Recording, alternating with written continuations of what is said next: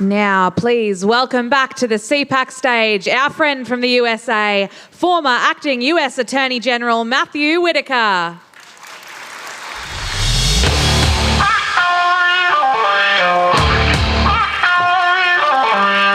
Hello, Australia, hello. Good day, mates. How's that? That's about all I know. It's all the Australian I know. I know more. It's good to be with you. Thanks for inviting me here again. I came last year, as many of you remember, and it was my first time here, and I loved your country so much I came back. So I'm going to now share with you my 25-point plan for saving the world. It's only going to take about an hour and a half. By the time we get to the end of it, you're gonna be an expert on how we do this. Actually, that's not what I'm going to do. I'm going to talk a little bit about how to reconcile the Reagan three-legged stool with the America First movement.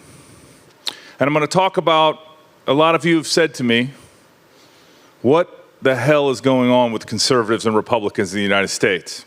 And I'm going to try to explain it to you. And I'm going to use my friends at the New York Times to help explain that.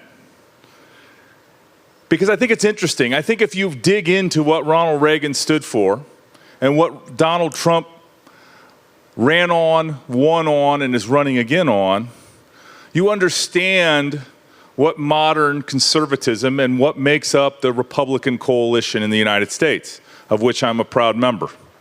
But first, let's talk briefly about Republicanism under Reagan and his three-legged stool. As many of you that are well-versed on this know, he had economic conservatism. He brought that coalition together. He had social conservatives in his coalition, and he had national security, strong national defense coalition. Now, some, I believe, have bastardized that into a neoconservative movement. But I'm going to explain to you why that's probably wrong. First, in his economic conservatism, it's very traditional conservative. Lower taxes, smaller government, free market capitalism. We're going to get into trade in a little bit, but free market capitalism. I think that's one of the linchpins in this whole difference between Reaganism, Trumpism, and really the future of the Republican movement in the United States. Social conservatives, very straightforward. Typically Christians, family values, people that value life from natural birth until natural death, people that value religious liberty and our ability to worship however and whomever we wish. And then finally, on the national defense, the strong national defense leg, which I would argue is not neoconservatism, it's just a strong military. Actually, it can be summarized in something Ronald Reagan famously would say, and that is peace through strength. Well, what does the New York Times tell us is the current Republican coalition? Well, there's actually, instead of three legs to the New York Times conservatism, New York Times Republicans, there's six. So it's kind of like one of those mythical six-legged animals from the Greeks. It includes what they describe as the moderate establishment. That sounds very sensible, right? That's probably their preferred group. And the moderate establishment is exactly what you're going to expect. I think some would call it Rockefeller Republicans. I wasn't alive in that period of time of Rockefeller Republicanism, but it's very genteel. You could put like Susan Collins and Chris Sununu in that group of the genteel, moderate establishment folks. They're probably could also be called globalists. They love things like the United Nations. They love these multinational global groups. They love going to maybe, the World Economic Forum in Davos, that type. You know the type. And then we have, I'm not defending them, I'm just saying what they are.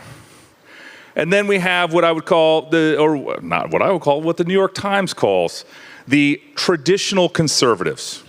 And this, as you can imagine, are people like Marco Rubio and Rick Perry and Tim Scott, just kind of your good government, low taxes conservatives.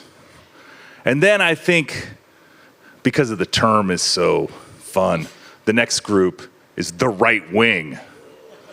Yeah, you're probably part of the right wing, by the way. I know I am. Anyway, the right wing is people like Ted Cruz and Newt Gingrich, Christian conservatives, those types.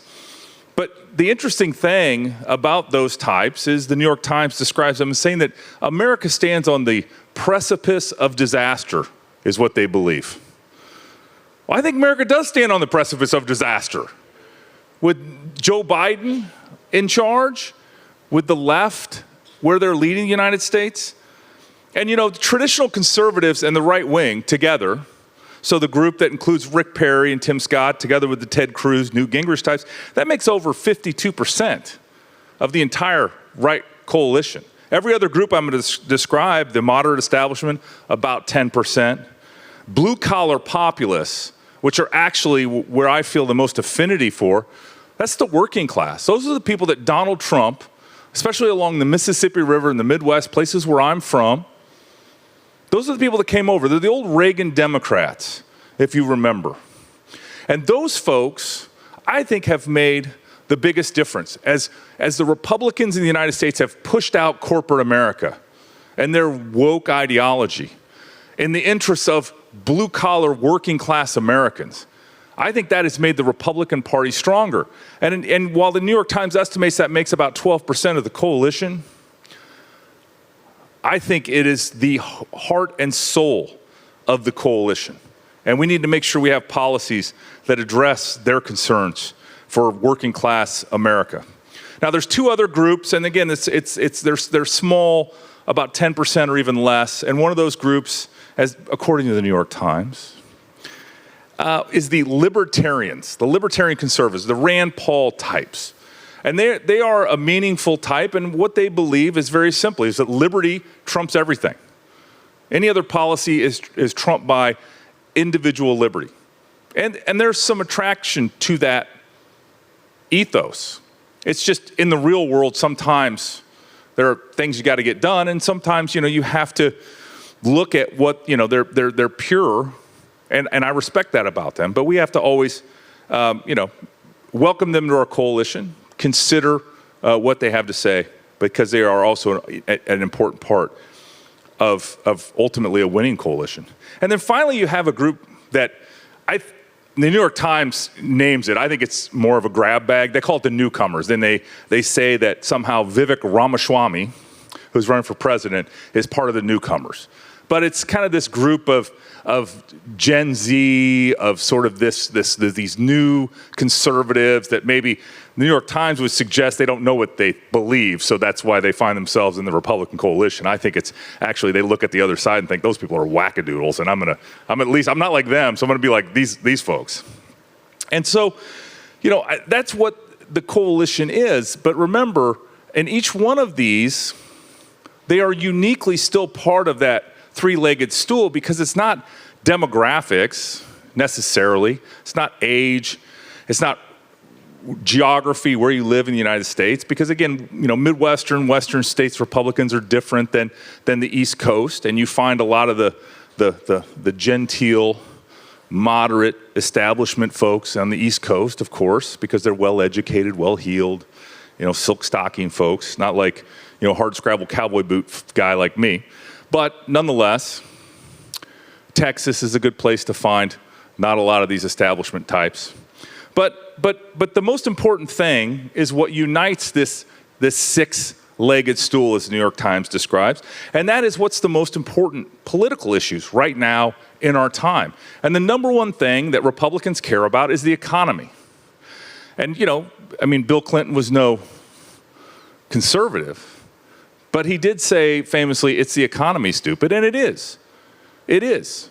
It is most important that people have jobs, that people have a good income, a wage that is increasing, and a government that supports policies that promotes economic growth and development. Second, immigration is a very important issue in the United States, and building a border wall is probably going to be front and center of this next general election. Because you are not a country without a border. You have no country if you don't have a border that you defend and respect. And Joe Biden has just created a turnstile at our southern border where whomever and whatever wants to come to our country can and does. And it's created chaos, it's created dysfunction, and it's affecting every state in the republic. All 50 states are a border state now. I think the third issue that is continuing to be a challenge in the United States is violent crime in our major cities. And conservatives, Republicans, have a unique difference with our opponents, the Democrats, and that is we back the men and women of law enforcement. We support tough on crime policies. We want to get the worst of the worst, the most violent people off the streets. We don't want to give them a free pass and back into society so they can commit more crimes. And so the third policy that right now is the most important for Republican voters is our current crime problem, supporting law enforcement and pushing back against what's happening in our major cities. I think the life issue is always going to be important. And obviously with the Dobbs opinion in the Supreme Court and overturning Roe v. Wade after 50 years, that is playing out in unexpected ways. However, that's the way it was designed. If you read the Constitution, it never addressed this issue.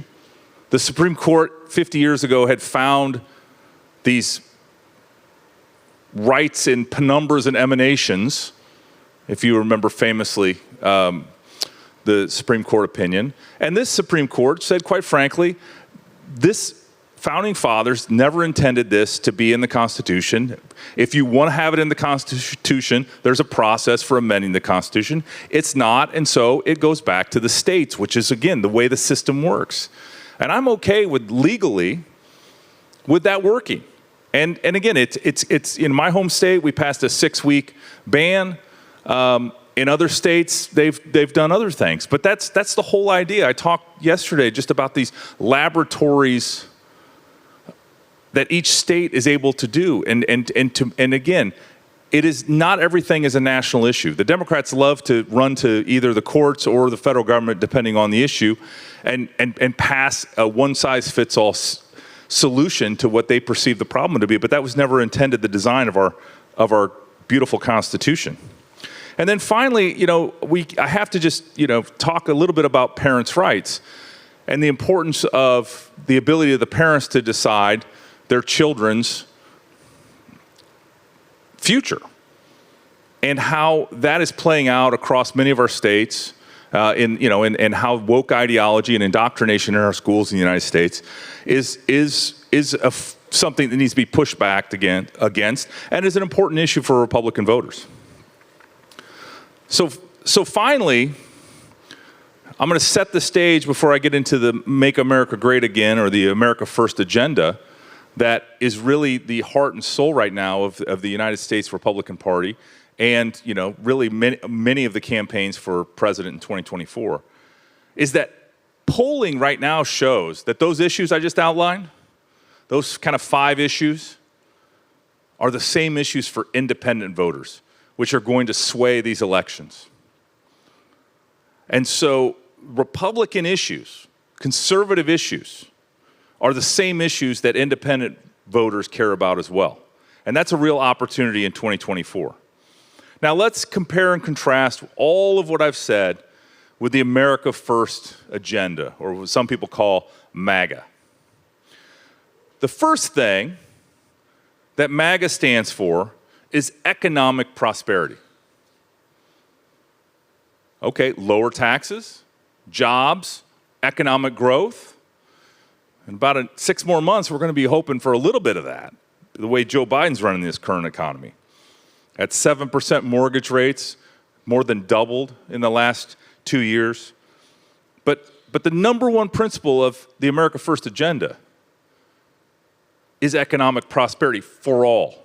And that's why when I talk about those Reagan Democrats that are now blue-collar Republicans, that's the most important issue. And we should always be laser-focused as policymakers on the American worker, just like your politicians should be focused on Australian workers. The second leg in the America First agenda is America First. Now, what's that mean? Because if people hear that and be like, oh, you're so arrogant, all you care about is America, you know, in the USA and your red hats. No. Obviously, trade is important. And free trade is also important, but it has to be fair at the same time.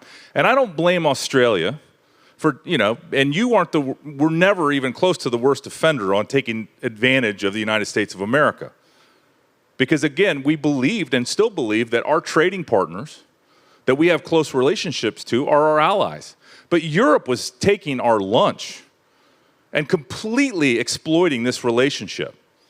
You know, after we fought 2 world wars with them, and after we can count the world wars, but 2 that were declared world wars.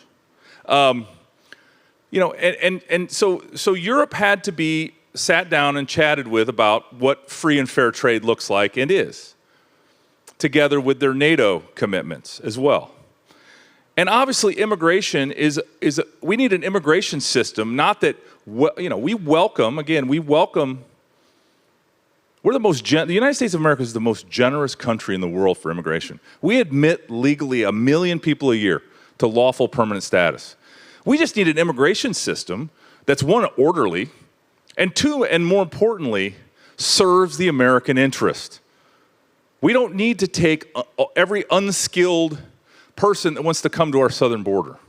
We need to have the best and the brightest from around this globe that want to participate in the United States economy, welcome them, and make sure that they have a way to participate.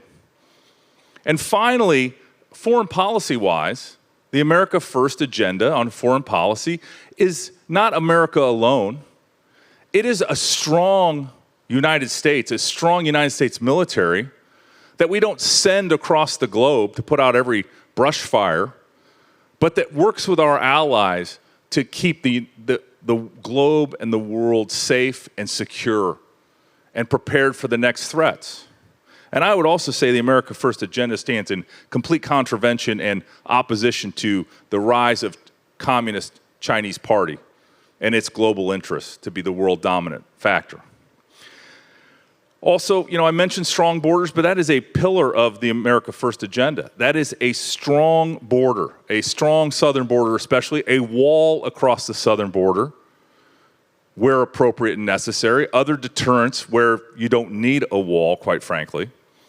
And then finally, the America First agenda includes a patriotism, a love of your country. For us, it's a love of the United States of America. It is standing for the national anthem. Unlike many of our women's soccer team that came to your country that were unwilling to stand for the national anthem and celebrate their country. Obviously, that patriotism also supports our military and our veterans. Very important to, again, the security of the globe. And then finally, it stands for the rule of law. It stands for a system of justice that's a one-tiered system of justice, that everyone is equal under the law, that there aren't folks that are under the law. Nobody's above the law, but certainly no one should be under the law. Because at the end of the day, the challenges we face are massive. The United States has not been a great steward of its amazing and abundant resources. But as I said yesterday on the stage, and I will conclude, and I want to give you some hope that the United States of America is not down and out, that the United States of America is actually on the rise, that we are getting our act together. And that is, we've had dark times in American history, as you know. The left loves to remind us of some of those dark moments. But you know, I was just finished reading a book on the War of 1812 and what happened when the British came to the United States, sacked Washington, D.C., burned the White House, chased the president out of town, then went to Baltimore and tried to take Fort McHenry, which our famous national anthem was written about the bombardment of Fort McHenry, and then finally went to New Orleans and met Old Hickory, got their asses beat, and the Second War of Independence was won by the United States of America. And ever since then, the United States has been a global leader. And I want to say the United States is a great global leader currently. But we need our allies. And we need to trade, especially our allies in the Pacific, like Australia, Japan, the Philippines, and others, with the same kind or even better treatment than we treat our European allies who could care less about the United States.